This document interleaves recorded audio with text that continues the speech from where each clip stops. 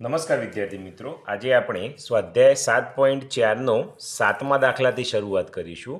આગળના દાખલા મેં ગણેલા છે, તમારે જોવા હોય તો પ્લેલિસ્ટ બનાવેલું છે, જોઈ લેવું. 7મો દાખલો શું કહે છે? એક ગામની વસ્તી 16,000 હતી, તે 16,800 થઈ ગઈ, તો વસ્તી વધારાની ટકાવારી શોધો. તો વસ્તી વધારો શોધવાનો છે અને એ ટકામાં શોધવાનો છે. ઓકે, તો વસ્તી વધારો આપણે શોધીશું. પહેલાં વસ્તી વધારો તો પહેલાં કે હતી 16,000 અને થઈ ગઈ 16,800, તો 16,800 ઓછા 16,000 તો કેટલી વસ્તી વધી? 800 વસ્તીનો વધારો થયો. હવે હંમેશા જ્યારે તમારે શોધવાનું આવે તો મૂળ વસ્તી ઉપર શોધવાનું હતું. 16,000 વસ્તી હતી, એમાંથી 800 વસ્તીનો વધારો થયો. તો ટકાવારી છે, તો 100 એ કેટલા? તો 100 ઉપર જશે, 16,000 નીચે આવશે. આ જ બદલાય હંમેશા, આ એમના એમ રહેશે, 800 એમના એમ. હવે વિદ્યાર્થી મિત્રો, આપણે શોધવાનું છે છેદ કઈ રીતે ઉડાડવા. તો અહીં આપણે જોઈશું. તો પહેલાં શૂન્ય ઉડાડી દઈએ. જો શૂન્ય ગઈ, શૂન્ય ગઈ, શૂન્ય ગઈ, શૂન્ય ગઈ, શૂન્ય ગઈ, શૂન્ય ગઈ, આટલું પડ્યું. અહીં 10 છે તો 2 પંચો 10 કરીએ. અહીં 8ના ભાગ પડે, પણ અહીં 8 દુ 16 થશે, એટલે 8 એમના એમ રાખીએ. અહીં 8 દુ 16 કરીએ. શું શું ગયું? જુઓ, 2 ગયા, 2 ગયા, 8 ગયા, 8 ગયા. શું વધ્યું? તમે જોશો તો 5 વધ્યા છે, તો 5%. શું શોધવાનું હતું? વસ્તી વધારાની ટકાવારી. તો જવાબ આવી ગયો 5%. તો અહીં લખી દેવાનું, વસ્તી વધારો 5% ગણાય અથવા કહેવાય. તમારે જે લખવું હોય લખીને આ રીતનું બોક્સ બનાવી દો, એટલે તમારા સાહેબની નજર પહેલી અહીં પડી જાય અને પૂરેપૂરા માર્ક્સ તમને મળી જાય. ઓકે, ચલો આગળનો દાખલો. આ બધા દાખલા ગોખશો તો નહીં આવડે, સમજી વિચારીને ગણો તો જ આવડે. 8મો જોઈએ.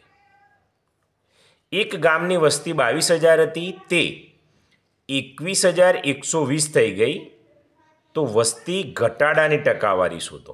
તો 22,000 હતી અને ઓછી થઈ છે, તો શું શોધવાનો છે?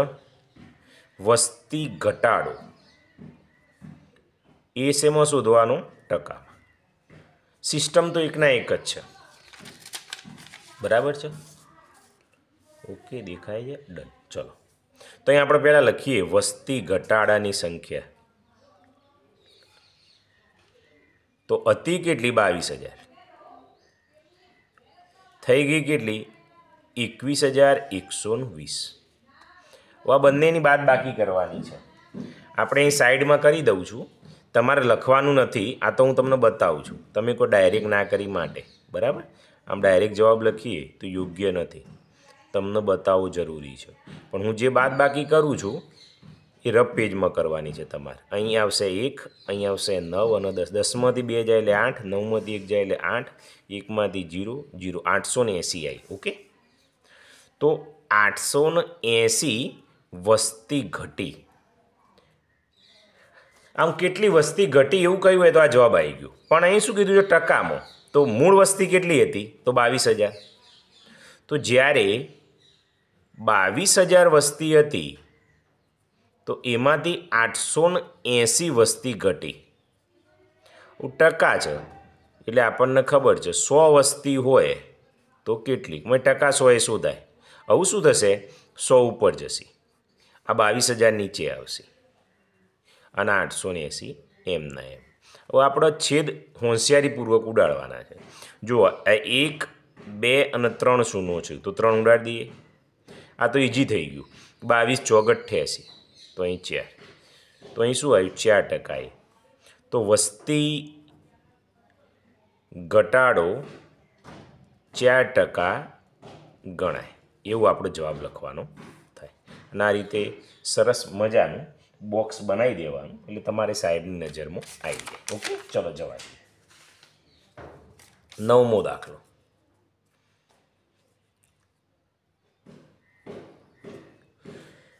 શું કહે છે, મેં એક જૂની કાર 2,25,000માં ખરીદી, તેને થોડા વખત પછી મેં 2,50,000માં વેચી દીધી, તો મને કેટલા ટકા નફો થયો ગણાય. હું કાર 2,25,000માં ખરીદી તો ખરીદ કિંમત, તો 2,25,000 રૂપિયા. વિદ્યાર્થી મિત્રો, તમારી જાણકારી માટે એ કહી દઉં, કંઈ ખરીદ કિંમતનું બીજું નામ મૂળ કિંમત પણ છે. એટલે ઘણી જગ્યાએ મૂળ કિંમત લખ્યું હોય તો એવું નહીં સમજવાનું કે સાહેબે તો ખોટું લખ્યું. બંને સાચું છે, બરાબર. ખરીદ કિંમત એ લખાય અને મૂળ કિંમત બંને એક જ છે. વેચાણ કિંમત કેટલી છે? વેચી તો વેચાણ કિંમત, તો એ છે 2,50,000. અને કેટલા ટકા નફો? નફો તો શોધવાનો છે, પણ શેમાં શોધવાનો છે? ટકાવારીમાં શોધવાનો છે. ઓકે, તો પહેલાં આપણે નફો રૂપિયામાં શોધી દઈએ. તો નફો બરાબર વેચાણ કિંમત ઓછા ખરીદ કિંમત અથવા મૂળ કિંમત. વેચાણ કિંમત કેટલી છે? 2,50,000 ઓછા ખરીદ કિંમત 2,25,000. હવે વિદ્યાર્થી મિત્રો, અહીં હું બાદબાકી કરતો નથી, ડાયરેક્ટ જવાબ છે. 2,50,000માંથી 2,25,000 બાદ કરો એટલે 25,000 આવે, એટલે બાદબાકી ડાયરેક્ટ આવડે એવી છે. તો નફો કેટલો થયો એ વ્યક્તિનો? 25,000 રૂપિયા. પણ આમને નફો કેટલામાં કીધો છે? ટકામાં. જ્યારે ટકામાં હોય એટલે ખરીદ કિંમત ધ્યાનમાં લેવાની. તો 2,25,000 હોય તો 2,25,000 એની મૂળ કિંમત હતી, તો નફો કેટલો થયો? 25,000 રૂપિયા. જો 100 રૂપિયા હોય તો કેટલો થાય? કારણ કે ટકાવારી તો 100 શોધાય. તો બરાબર 100 ઉપર ગયા, 2,25,000 નીચે આવ્યા, ગુણ્યા 25,000.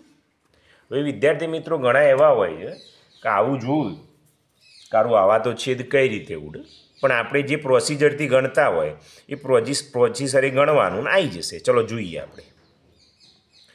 1, 2, 3 શૂનો જઈ, તો અહીં 1, 2 અને 3 શૂનો જઈ. 25 એ અહીં ભાગ ચાલે.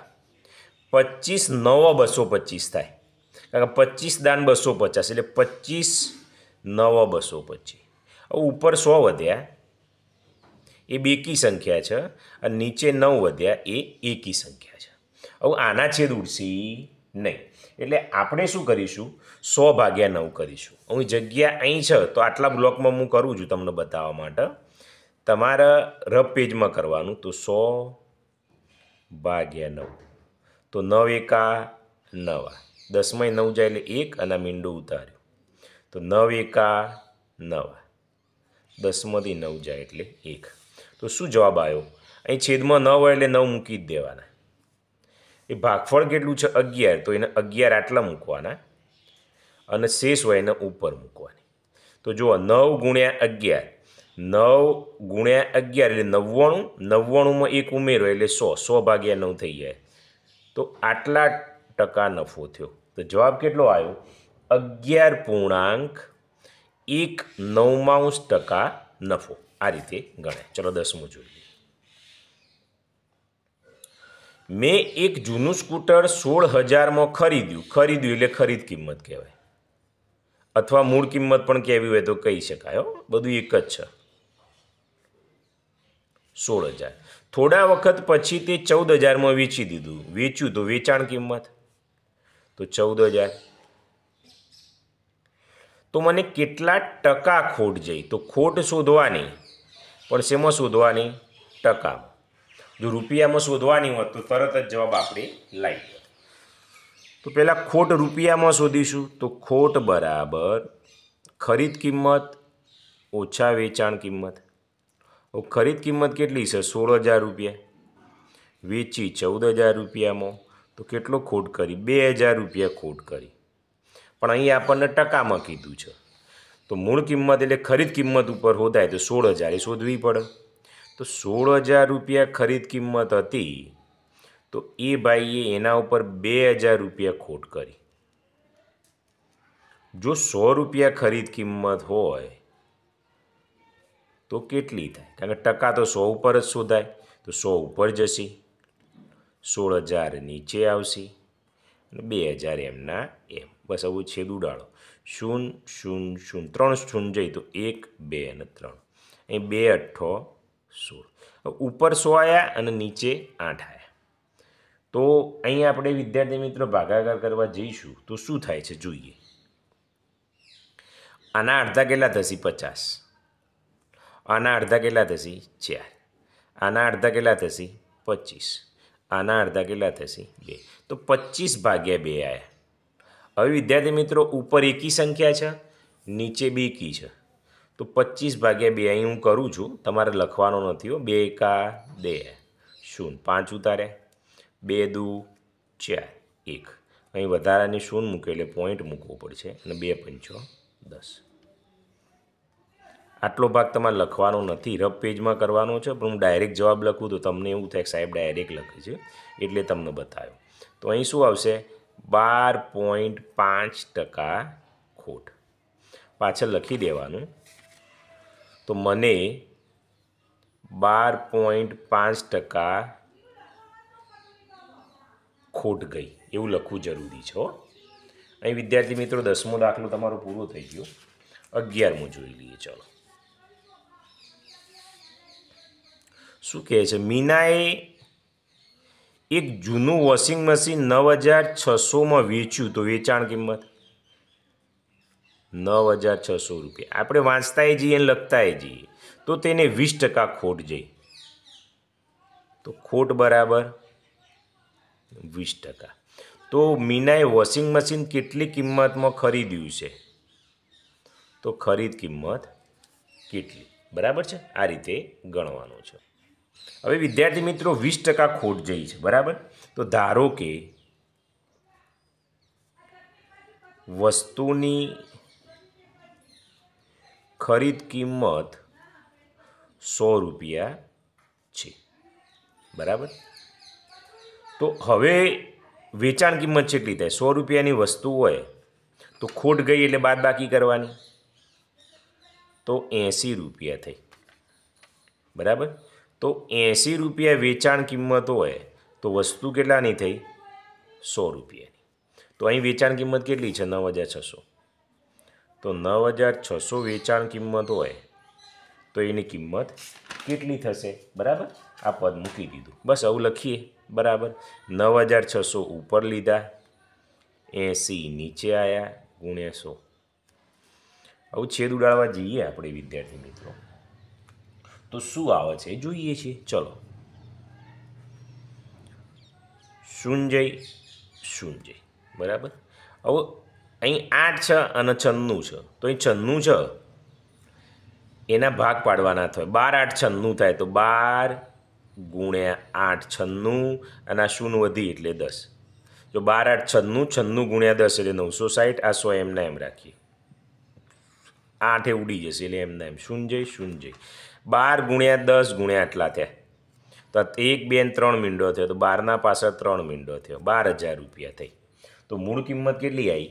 12000 રૂપિયા. મૂળ કિંમત અથવા ખરીદ કિંમત તમે જે કહો એ, બંને એક જ છે. તો આ વિદ્યાર્થી મિત્રો આપણો જવાબ આવ્યો. તો જોઈએ, વેપારી 360નું પુસ્તક ખરીદે છે તો ખરીદ કિંમત કેટલી છે? 360 રૂપિયા. આ પુસ્તક વેચતો 5% ખોટ તો ખોટ બરાબર 5%. તો કેટલા રૂપિયા ઉપજ્યા? તો વેચાણ કિંમત કેટલી? 5% ખોટ જઈ તો ખોટ આપણે રૂપિયામાં શોધી દઈએ. તો 360 ગુણ્યા 5 ભાગ્યા 100. શૂન્ય શૂન્ય. 5 દુ 10, 2 18 દુ 36. તો 18 રૂપિયા ખોટ જઈ. આ વેચ્યું પુસ્તકમાં 18 રૂપિયા ખોટ. તો વેચાણ કિંમત બરાબર કેટલી આવે? તો ખરીદ કિંમત હોય એમાંથી ખોટ બાદ કરી દો.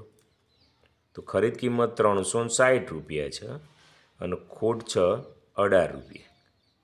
360માંથી 18 રૂપિયા જોઈએ તો 342 આવશે વેચાણ કિંમત. આ જવાબ આવી ગયો. શું લખીશું? તેને કેટલા રૂપિયા ઉપજ્યા છે? તો વેપારીને